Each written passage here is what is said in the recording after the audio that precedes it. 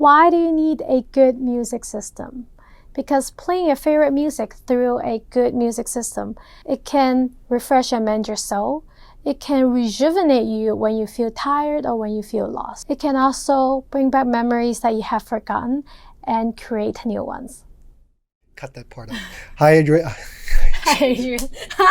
You can add that to the video. Hi, everyone. Adrian from Audio Accents Canada. CC to my right.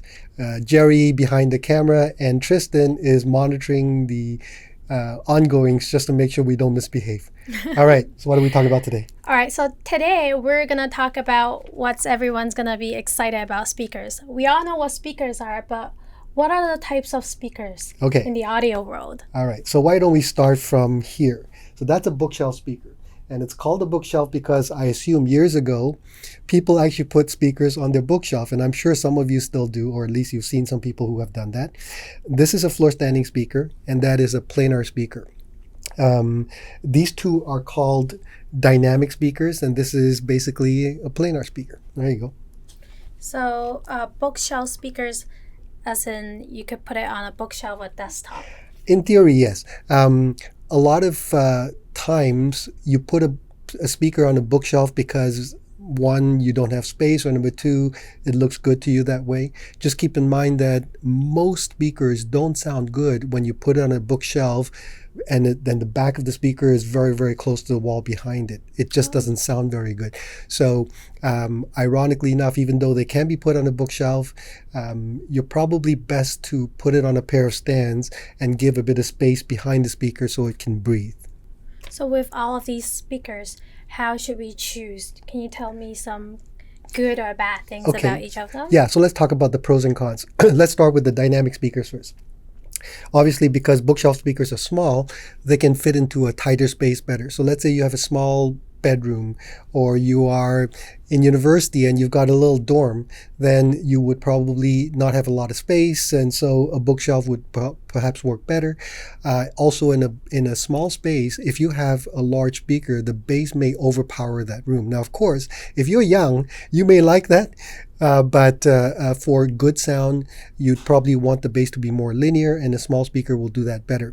The other advantage that the small speaker will have is that it usually costs less. All things being equal, from the same company, again, I want to be clear, from the same company, a bookshelf from the same series will cost less than a floor standing speaker. So that's the other advantage. The third advantage is that usually a bookshelf will take less power because they're not meant to play very loud, and so you don't have to spend a lot more money on the electronics. So here are some of the cons. As I said earlier, bookshelves generally don't have as much bass as their floor standing siblings. So you won't get as much low frequency or power, and they can't play as loud. So if you really enjoy playing your Korean boy band at huge levels, Jerry's favorite kind of music, then you may find that a floor standing speaker will do that better. So bookshelf speakers would typically work better in a smaller room or smaller space. Right. Yeah. And for those of you who, for example, have an office, the way you work, a small bookshelf may work better as well. Okay. Yeah. And then a couple other ones. A bookshelf speaker, again, if you plan to have it sound as good as possible, you will need to add money for a pair of stands. And so, again, that will cost some money. So here you see a pair of stands. Yeah. So that'll cost some money. I mentioned they can't play as loud. And also, at some point, you may have to upgrade, or you may choose to upgrade, and that will cost you money because you'll lose money when you trade them in or you sell them. Okay. All right. What about the dynamic speakers? Well, so these are both dynamic speakers. Right. And by the way, the reason we call them dynamic speakers is basically just something that's in the industry. Any kind of speaker that has woofers like that, or tweeters like that, that's called a dynamic speaker, and that's called a planar speaker. Okay. What are some cons and pros of the floor standing speaker? Let's start with pros. They'll play louder. Again, all things being equal compared to their siblings, they'll play louder. They'll go lower in the bass. They can fill a bigger room more easily. They can play a wider variety of music better because, again, they can play louder or softer and so on. Well, not softer, but they'll play louder. So those are some of the pros. Cons, again, all things being equal, in the same manufacturer, they'll cost more. They may take up more space because a larger speaker will oftentimes, again, have more bass, and so you will want to have the speaker a little bit further from the wall behind the speaker so the bass doesn't overpower the room, it doesn't sound boomy. And anyway, so those are some, yeah. Okay. What about these panel speakers? It Okay. looks very cool. It's very thin. How does music or how does sound come out of this very thin panel? Okay, that's some really good questions. There are two big categories of panel speakers. This is called a planar magnetic. So it's plain, and it uses magnets behind it or in front of it, or in some cases on both front and back. And in between there's a foil, like a little thin sheet of aluminum, let's say, with a voice coil on it. Anyway, I'm going too deep into it. And so when the signal gets into the speaker, if it's positive, the panel will, the membrane will move forward, and when it's negative, it moves backwards. And because of this vibration, you hear sound, because sound is basically vibrations. The other category is called electrostatic. So electrostatic uses electricity. So you charge the speaker literally, like you plug it into the wall, and then you also have your speaker wires connected to it. And so when the signal goes in, to make it very simple, the membrane that's inside vibrates and you get sound. So those are the two big categories. However, for the kind of topic we're talking about, which is basically budget affordable systems, Right. I am not aware of any electrostatic speaker that sells for that kind of pricing. In other words, $1,000-ish US. So we will be specifically talking about Magnepan because these speakers are about $999 US. And they're the only ones, as far as I know, that actually make panel speakers in that price range. Yeah. So you also, did you talk also about how, anyway, we'll talk about this sound later. Yeah. Right. So for the panel speakers, what's special about it in terms of sounds and music coming out of it? Okay, so if you look at the dynamic speaker, the Right. first thing you'll notice is that it's got a box, right? This is the enclosure. Mm-hmm. And whereas with a panel speaker, there is literally no enclosure. If you were to play the speaker right now and stand in front of it, you will hear sound. If you stand behind the speaker, you will hear virtually the same sound as in the front of it. So basically, it's like, think of this piece of paper. You're hearing sound from the front and from the back. So it's sound coming from Yes. the entire Yes, panel. and so we called it dipole, so two poles, front and back. And so there's no enclosure. And because there's no enclosure, you don't get the sound of the box. So this box, as well made as it is, still produces some sound. Now, they're very well damped typically, and they're very, very well brazed, but at certain frequencies, they will add a little bit of sound to the sound from the drivers themselves. With this, because there's no enclosure, because there's no enclosure, the sound you hear is just from the membrane. And so when people listen to panel speakers, the adjectives that they'll often use would be, oh, it sounds very big and open, very spacious, uncolored. Those are the kinds of adjectives that you will hear. So those are some of the benefits of a panel speaker. Now, there are cons as well. I'm anticipating her. There are negatives as well. Dynamic speakers can play louder. They can go lower in the bass. They can punch harder. So if you're listening to some recording with, bass like EDM or electronica and so on, and you want to hear the cone speakers, dynamic speakers will tend to do that better than panel speakers. They don't reproduce bass typically as well as their counterparts in the dynamic speakers. The other thing is that, we'll get to the setup in a moment. Yeah. So can I assume that if it was Lewis, who he likes a lot of mid-range Yes. and vocals, Yes. beautiful singings, he would probably go for a panel speakers, right? That's a really good question. Speakers, more so than all the other components, are very, very, very personal. Right. You can talk all day long about how this is more accurate or that's more accurate and so on. But at the end of the day, if you listen to it and it doesn't turn you on emotionally, then it doesn't matter. So having been doing this now for 33, 34, 35 years, however long it's been, the one thing I do know is that I cannot tell you what you're going to like. Right. All I can do is when we first meet, we'll sit down and we'll play some tracks together, and then we'll play another speaker, and then we'll see. And invariably, you will find something that you go, oh, okay, that's more like what I like. And that's, chances are, the kind of speaker that you will prefer to buy. So both types of technologies have their different strengths and weaknesses, and it's going to be completely up to you. I have a question. So for both the panel and dynamic speakers, the bookshelf speakers, they are not so strong in the bass. Is it possible if we equip with good electronics or powerful electronics amplifier would make that better? Yes.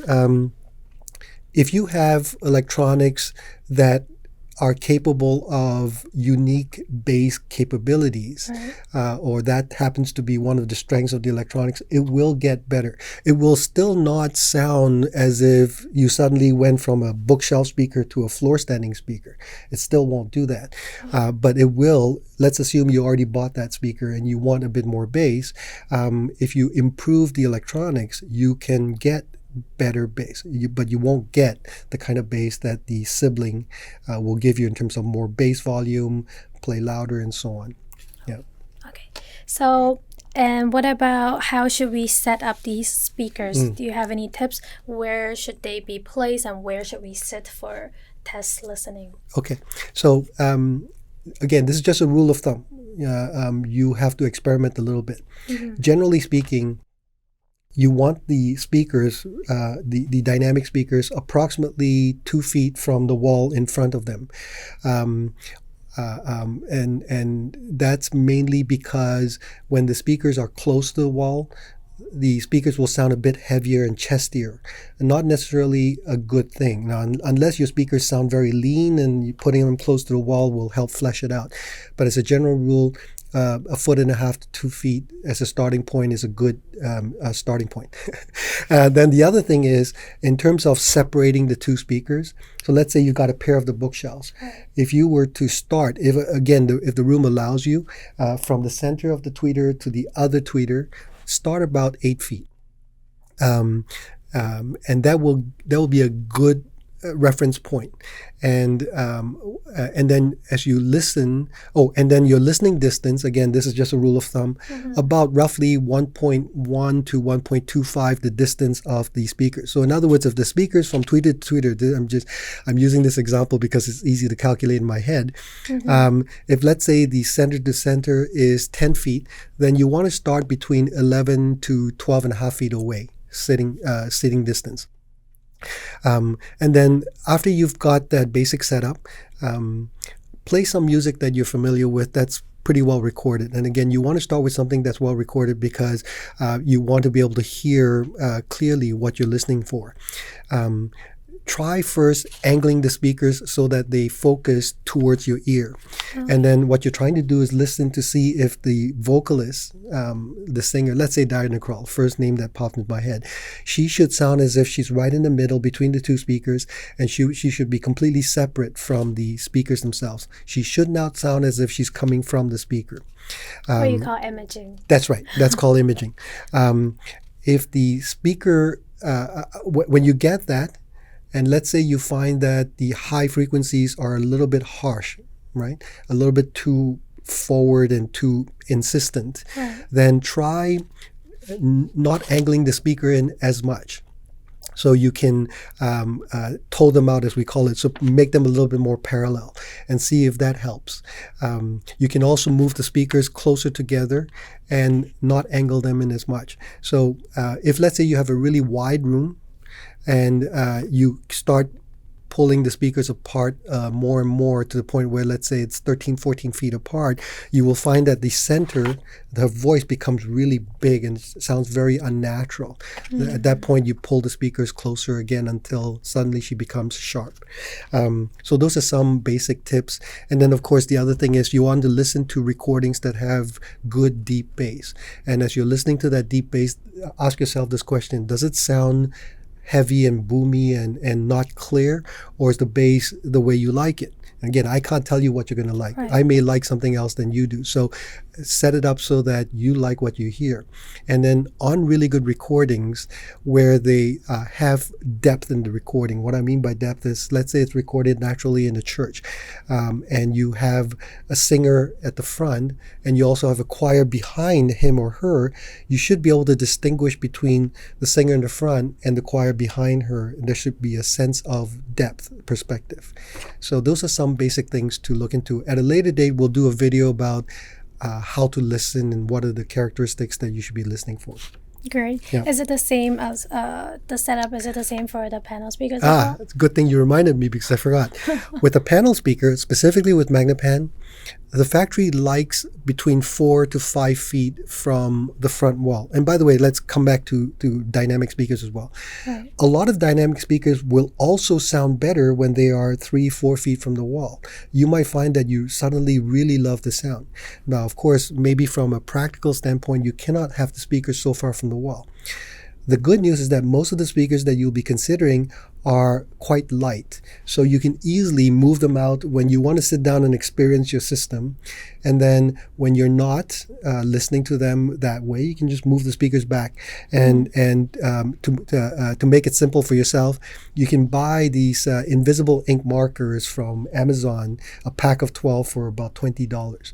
And you can mark it on the floor. And this way, when you want to listen, just turn the lights off. The invisible markers have UV light. You can just shine it on the floor and you'll see exactly where you've placed the speakers.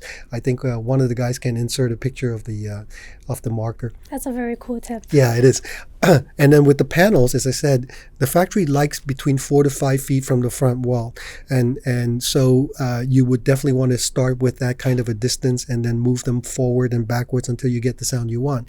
The other thing about the Magnepan speakers is that when the guys will show you in an inserted picture, the speaker, when you look through the grill, you will see these vertical aluminum lines, and you will see that on one side of them, the lines get closer together, and on the and then afterwards they start separating a little bit further apart. The part where the lines are very close together, that's the tweeter. That's the part where it produces the high frequencies.